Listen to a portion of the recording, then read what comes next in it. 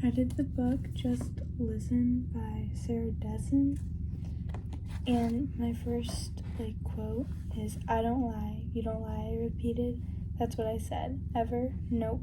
Sure you don't," I thought. "Well," I said, "that's a good policy if you can stick to it." "I don't have a choice," he replied. "So you're always honest," I said. "Aren't you?" "No," I told him. This came so easily, so quickly, it should have surprised me, but for some reason it didn't.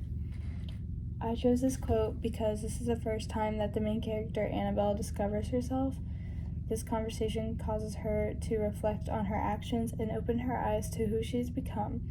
This was the moment Annabelle changed the way she thought and acted. My favorite character was Owen Armstrong. Owen helped Annabelle find herself. Without his help, she wouldn't have found her true self and would have stayed in the shadows of her sisters and past. Owen is very passionate about music. Him and Annabelle bonded over it.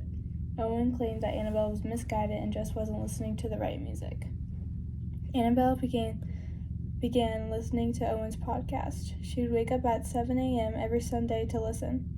The podcast helped Annabelle grow closer to Owen. She started confiding in him, and he taught her to listen to her thoughts and emotions. If I could change one thing about this book, it would be to add different points of view. The reader only gets to know Annabelle's side of the story, and I think it'd be really interesting to read the other main characters like Clark, Sophie, and Owen's side of the story. If this book was a movie, I could see Blake Lively being Annabelle, Jason Momoa being Owen, Sophia Carson being Sophie, and Lana Condor being Clark. And I thought the plot became predictable when Owen offered Annabelle a ride home after she was left by her sister. It was obvious since that point in the book that they were going to grow very close to each other and eventually fall in love.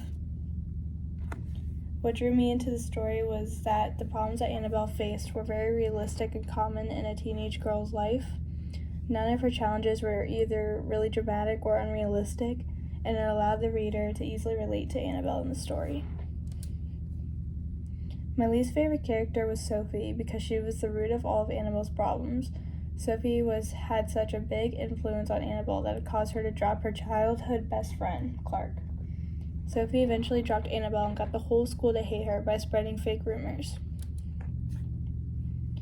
The saddest part in this book is when Annabelle leaves Clark to hang out with boys.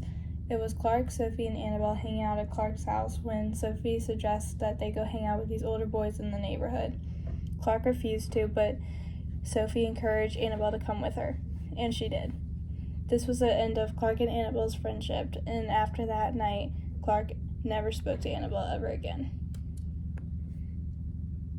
I would recommend this book to teenage girls, music lovers, previous models, and people struggling with mental illness because these are all main topics of the story.